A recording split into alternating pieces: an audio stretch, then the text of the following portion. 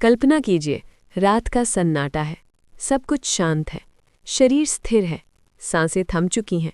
लेकिन क्या कहानी यहीं खत्म हो जाती है या यहीं से एक नई यात्रा शुरू होती है? एक ऐसी यात्रा जिसके बारे में हम जीवन भर सोचते रहते हैं, मृत्यु के बाद आत्मा की यात्रा। मनुष्य सदियों से इस प्रश्न का उत्तर खोज रहा है, मरने के बाद क्या होता है? शरीर समाप्त हो जाता है, ये हम जानते हैं, लेकिन चेतना, आत्मा, वो कहाँ जाती है?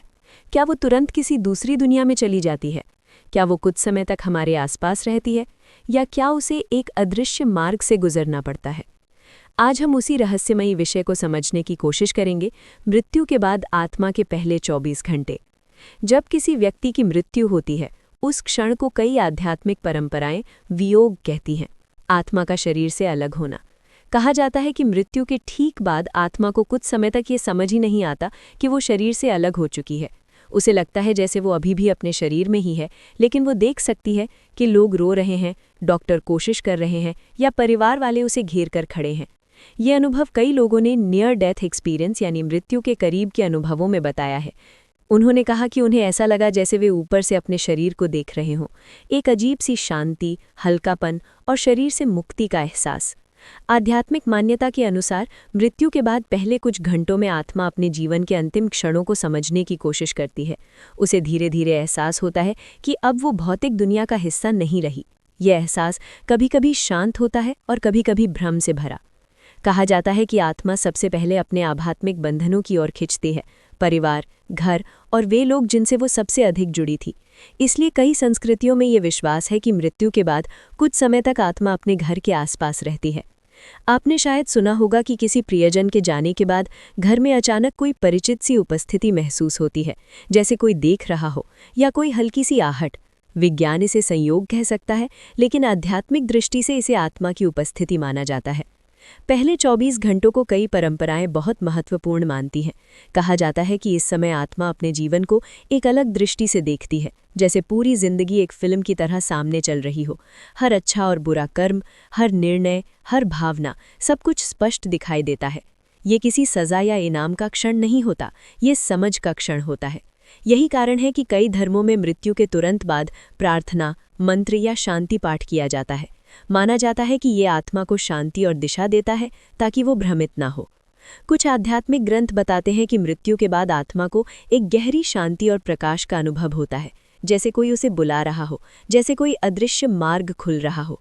ये प्रकाश डरावना नहीं होता, ये आकर्षक और शांतिपूर्ण होता है। कहा जाता है कि जो लोग जीवन में सकारात्मक और शांत मन रखते हैं, उन्हें ये अनुभव बहुत सहज लगता है।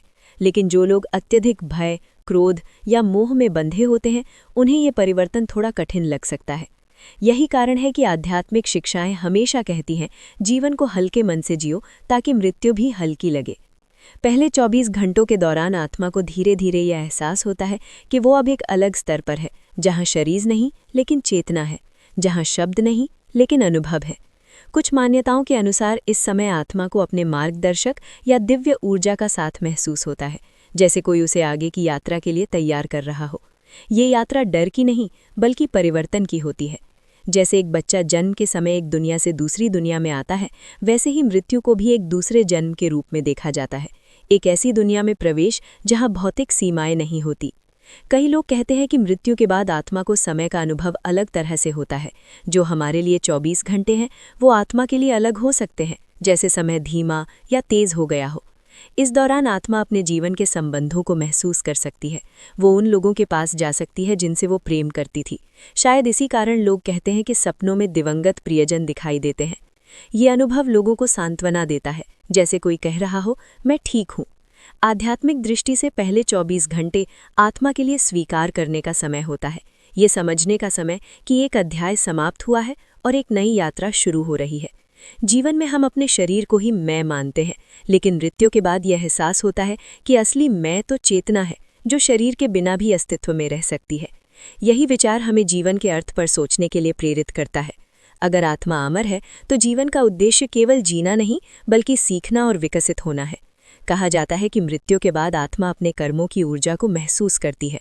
अच्छे कर्म शांति देते हैं और नकारात्मक कर्म बेचैनी। इसलिए लगभग हर आध्यात्मिक परंपरा एक ही बात कहती है, कर्म ही साथ जाते हैं। पहले 24 घंटों की ये यात्रा आत्मा को धीरे धीरे अगले चरण के लिए तैयार करती है, जैसे कोई लंबी यात्रा से पहले ठहर कर पीछे मुड़कर देख रहा हो। इस विचार में एक गहरी सांत्वना छिपी है। मृत्यु अंत नहीं है, ये परिवर्तन है। और शायद इसी कारण कई संत कहते हैं, मृत्यु से डरना नहीं चाहिए, उसे समझना चाहिए। जब हम इस दृष्टि से जीवन को देखते हैं तो छोटी छोटी चिंताएं महत्व खो देती हैं, अहंकार कम हो जाता है, प्रेम का महत्व बढ़ जाता है, क्योंकि अंत में यही चीज़ें मायने रखती हैं।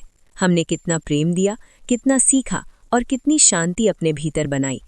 कल्पना कीजिए, अगर हमें ये पता हो कि एक दिन हमें सब कुछ छोड़कर आगे बढ़ना है, तो हम आज कैसे जिएंगे? शायद हम कम शिकायत करेंगे, शायद हम अधिक क्षमा करेंगे, शायद हम अधिक प्रेम करेंगे। मृत्यु के बाद आत्मा के पहले 24 घंटे का विचार हमें डराने के लिए नहीं है, ये हमें जीवन को गहराई से समझने के लिए है। क्योंकि जो मृत्यु को समझ लेता है वो जीवन को अलग तरह से जीने लगता है। और शायद यही इस रहस्य का सबसे बड़ा संदेश है। आत्मा की यात्रा जारी रहती है, लेकिन जीवन का हर क्षण अनमोल है।